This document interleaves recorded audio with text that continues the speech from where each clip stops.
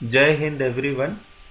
तो आज हम लोग बात करेंगे इस जो है नेमाटोडा के सेकंड लेक्चर में। अभी तक हम लोगों ने बात करी है कि उसका जनरल कैरेक्टरिस्टिक्स क्या क्या है। तो अब देखिए यहाँ पे हम लोग सिस्टमेटिक पोजीशन के बारे में भी बात करेंगे, एस्केरिस जो हमको पढ़ना है, ठीक है। और उसके साथ साथ हम देखेंगे कि इसके अंदर कौन कौन से सब डिवीजन्स हैं। तो देखिए यहाँ पे फाइलम जो नेमाटोडा है, तो फाइलम नेमाटोडा के अंदर देखेंगे तो दो क्लासेस आपको मिलेंगे। एक है ए फैस्मिडा और दूसरा है फैस्मिडा, ठीक है। ए का मतलब विदाउट हो गया फैस्मिड, और ये विथ फैस्मिड। तो अगर हम कहें तो दो क्लास हैं, किस बेसिस पे डिवीजन है भाई, कि फैस्मिड प्रेजेंट है या फैस्मिड एब्सेंट है ना। फैस्मिड क्या है भाई, कॉर्डल सेंसरी आर्गन।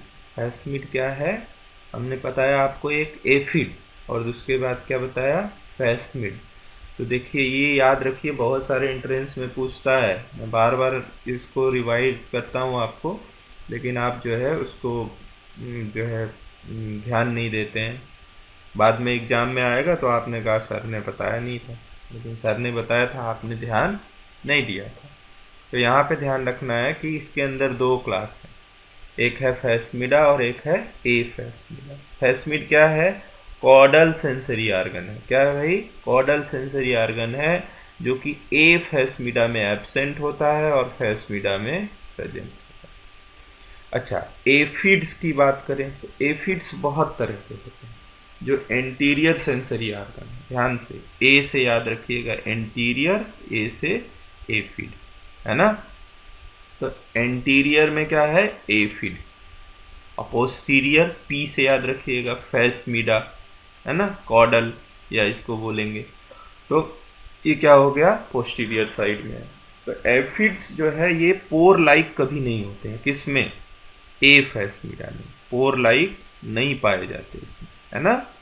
ज़्यादातर जो है वो पोर लाइक नहीं होते, लेकिन यहाँ पे जो फैस्मिड है वहाँ पोर लाइक एफिड्स पाया जाता है ना। अच्छा, एक्सक्रीटरी सिस्टम इसमें पुअरली डेवलप्ड है, किसमें, ए फैस्मिडा में। ए फैस्मिडा में एक्सक्रीटरी सिस्टम पुअरली डेवलप्ड है या एब्सेंट हो सकता है। लेकिन जब आप इसमें देखेंगे तो इसमें जो है एक्सक्रीटरी सिस्टम वेल डेवलप्ड है ना। अच्छा, मेजेंटेरियल टिश्यू जो होता है, जो आपका मेजेंटरी आप जानते हैं, जो डाइजेस्टिव सिस्टम को बॉडी वॉल से अटैच करता है, वो बहुत अच्छे से डेवलप है, ठीक है। लेकिन यहाँ पे जब आप देखेंगे फैस्मिड में, तो यहाँ मेजेंटेरियल टिश्यू क्या होता है, बहुत पुअरली डेवलप्ड होता है। कॉर्डल एडहेसिव ग्लैंड की बात करें तो यहाँ प्रेजेंट होता है किसमें, ए फैस्मिडा में, लेकिन यहाँ पे कोई कॉर्डल एडहेसिव ग्लैंड नहीं प्रेजेंट होती। और इसके अंदर 10 ऑर्डर आते हैं, किसके अंदर, फैस्मिडा में। और इसके अंदर कितने ऑर्डर आते हैं, 6। अब कई लोग घबराने लगे होंगे कि इसमें 6 ऑर्डर, इसमें 10 मतलब 16, कैसे याद रखेंगे। सब नहीं याद रखना है, कुछ कुछ बहुत कॉमन है उसे हम लोग याद रखेंगे। तो ध्यान रखिए, अब आपकी बात आई कि भाई एस्केरिस को किस में रखेंगे। अगर ये दो क्लास हैं तो इस किस में रखेंगे, तो पहली चीज़ आप ये जान लीजिए कि जो एफिड्स है वो एस्केरिस जो होता है उसके अंदर प्रेजेंट होता है, ठीक है, और वो भी पोर लाइक होता है। तो किस में रखेंगे एस्केरिस को भाई, फैस्मिडा में, ठीक है। तो हमारा एस्केरिस किस में आएगा, फैस्मिडा में। अच्छा, एस्केरिस ही नहीं, कुछ और वर्म्स के नाम लेते हैं, जैसे ट्राइकिनेला है, ठीक है ना। जो छोटे बच्चे होते हैं अक्सर मिट्टी विट्टी खाते हैं, तो उसके जो जो एग्स हैं वो मिट्टी में प्रेजेंट होते हैं। तो कहते हैं ना बच्चों के पेट में कीड़ी पड़ गई है ना। जब उनकी पॉटी को ऑब्जर्व करेंगे तो उसमें देखेंगे वाइट कलर के बहुत माइन्यूट स्ट्रक्चर, आँख से बहुत जो है मतलब आसानी से नहीं दिखते हैं, तो वो प्रेजेंट होते हैं। तो उनके लिए फिर एल्बेंडाजोल दिया जाता है ना। अपने से मत लेने लगिएगा एल्बेंडाजोल, है ना, ये मेरा डिस्क्लेमर है भाई। दवाओं के नाम ऐसे नहीं कि मैं बता दिया और आप ले ली। हम लोग यहाँ केवल जो है साइंस पढ़ते हैं, डॉक्टर तो है नहीं, ठीक है। तो वो एक ही दवा है जो प्रोटोजोअन इन्फेक्शन में ज़्यादातर दी जाती है, ठीक है। तो फैसमिड में हमारा क्या आ गया, एस्केरिस आ गया, लोवावर्म आ गया, और क्या आ जाएगा, एनसाइक्लोस्टोमा आ जाएगा, हुकवर्म आ जाएगा, ठीक है ना। विप वर्म किसको बोलेंगे, ट्रैकिनेल्ला को। पूछा जाता है which of the following is whip worm, तो विप वर्म कौन सा है, ट्रैकिनेल्ला, और हुकवर्म कौन सा है, एनसाइक्लोस्टोमा, ठीक है ना। अच्छा, अब आइए देखते हैं कि फैसमिड में कौन कौन से इंपॉर्टेंट आर्डर्स हैं जो हमको पढ़ने हैं, ठीक है। तो देखिए, ये कुछ इंपॉर्टेंट आर्डर है फैसमिड में। वैसे तो 10 ऑर्डर है, लेकिन हमने इसमें कितने बनाए हैं, 4। तो ये नहीं कि कोई पूछे तो आप बता दें कि 4 ही होते हैं, नहीं, कितने होते हैं भाई, 10 ऑर्डर्स होते हैं, है ना, 10 ऑर्डर। लेकिन हमको यहाँ इम्पोर्टेंट है, जो एग्जामिनेशन पॉइंट ऑफ व्यू से भी इम्पोर्टेंट है, वो क्या है, 4।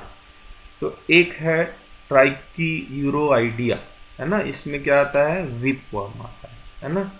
तो इसका जो माउथ होता है उसमें कोई लिप लाइक स्ट्रक्चर नहीं प्रेजेंट होता है ना। और इसका फेरिंग्स क्या होता है, सिलेंडर होता है, ठीक है। इसका कुछ स्ट्रक्चर इस तरह से होता है, देखिए,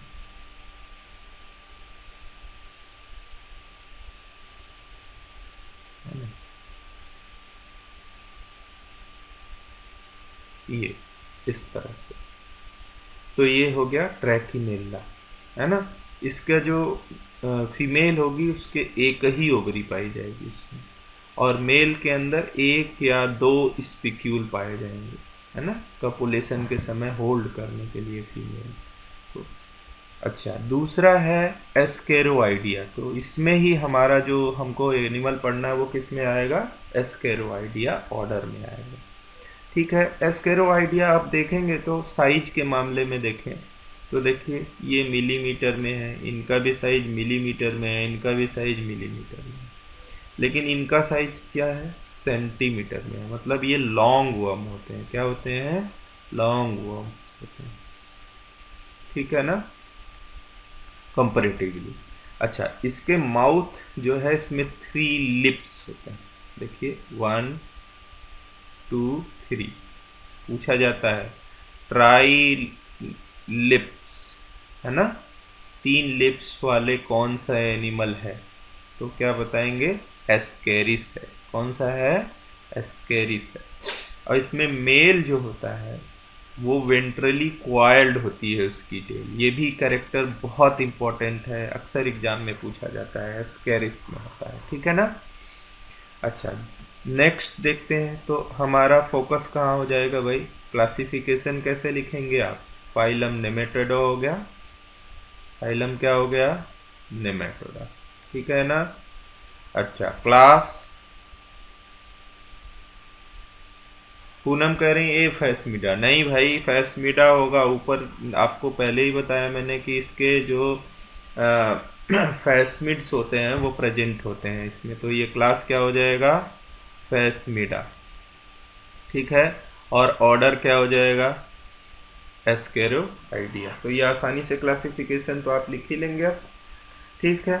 अच्छा, अब दूसरा देखते हैं, तीसरा ऑर्डर है, ये भी अक्सर एग्जाम में पूछा जाता है, जिसको बोलते हैं हुकवर्म। हुकवर्म किससे बिलोंग करता है, तो आप ये ध्यान रखिएगा इन चारों को, ठीक है।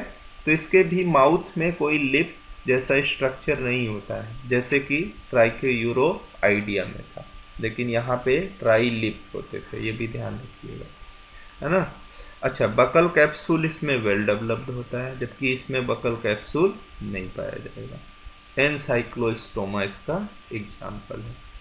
अच्छा, fourth one, this is very important, पूछा जाता है कि एलिफेंट लेग डिजीज जो है, या फिर फाइलेरियसिस, फाइलेरिया, अक्सर आप देखते होंगे कि पाँव जो है वो सूज जाते हैं, है ना। और सरकार के द्वारा एक बहुत बड़ी ड्राइव भी चलाई गई है, जिसके अंतर्गत फाइलेरिया की दवा जो है वो फ्री में वितरित की जाती है। और ये जो फाइलेरिया वर्म्स हैं, ये कहाँ पाए जाते हैं, जितने भी ब्लड सकिंग इंसेक्ट हैं, जैसे आपका मॉस्किटो भी है उसमें, तो उसमें के उसके जो है बॉडी फ्लूइड में पाए जाते हैं, सलेवरी ग्लैंड में पाए जाएंगे। और जब वो आपको बाइट करेगा तो उसके द्वारा आपको इन्फेक्शन मिलता है। तो जब इस वर्म को देखेंगे, फाइलेरिया वर्म को अंडर माइक्रोस्कोप, तो आप देखेंगे इसके बॉडी के ऊपर एक ट्रांसपेरेंट सीथ जैसा स्ट्रक्चर होता है, और ये फिलीफॉर्म सिलेंडर वर्म्स होते हैं, है ना। इसमें भी कोई लिप नहीं पाया जाएगा, बकल कैप्सूल नहीं पाया जाएगा, लेकिन एक इम्पोर्टेंट स्ट्रक्चर है कि इसमें 6 लेबियल पैपिलीज पाई जाती है ना। तो इसमें दो आपके बहुत इम्पोर्टेंट हैं जो पूछा जाता है अक्सर। एक है लोआ वर्म, ठीक है, तो एक आपको देखिए यहाँ लोआ वर्म है, और माइक्रोफाइलेरिया है ना, वाउचेरिया बैंक्रफ्टाई जिसको बोलते हैं, वुचरेरिया बैंक्रफ्टाई। ये आपको कहाँ कहाँ पढ़ना है भाई? फर्स्ट ईयर वाले बच्चे ध्यान देंगे, फर्स्ट ईयर में आपको पढ़ाया है इसको मैंने, है ना। 3 एनिमल्स आपको पढ़ने थे इन्फेक्शियस डिजीज में, तो उसमें आपको क्या पढ़ाया गया था? वुचरेरिया, वुचरेरिया बैंक्रफ्टाई, है ना। आप लोग भूलते भी आ रहे हैं, देख रहे हैं, तो इसको याद रखिएगा। ये किससे बिलोंग करता है? फाइलेरो आइडिया, फाइलेरिया से ध्यान रखिएगा, ठीक है ना। चलिए, तो अगले क्लास में हम लोग देखेंगे कि एस्केरिस का क्या इम्पोर्टेंट स्ट्रक्चर है, पर्टिकुलरली जो हमको पढ़ना है, हमारे सिलेबस में है न्यू एजुकेशन पॉलिसी के बीएससी 5th सेमेस्टर के सिलेबस में। वो क्या है भाई? हमको उसका रिप्रोडक्टिव स्ट्रक्चर्स पढ़ना है, थोड़ी बहुत मार्फोलॉजी देखनी है, और रिप्रोडक्शन पूरी तरह से देखनी है, ठीक है। तो मिलते हैं नेक्स्ट क्लास में। इसको रिवाइज कर लीजिएगा, भूलिएगा नहीं। अद्वैता एकेडमी के सभी व्यूअर्स का बहुत बहुत धन्यवाद, आभार। आप हमें लाइक कर सकते हैं, शेयर कर सकते हैं। यदि आपको ये चैनल पसंद आया है तो आप इसे सब्सक्राइब कर सकते हैं, और बहुत महत्वपूर्ण है कि आप बेल आइकन दबाना ना भूलें, जिससे कि आप हमारे अगले वीडियो का अपडेट प्राप्त कर सकें। और सबसे इम्पोर्टेंट है कि आप जो है, आपको अगर इन वीडियोस में कहीं भी कोई प्रश्न लगता है, या आपको ऐसा लगता है कि छूट गया है, तो आप कमेंट सेक्शन में ज़रूर बताएं। बहुत बहुत धन्यवाद।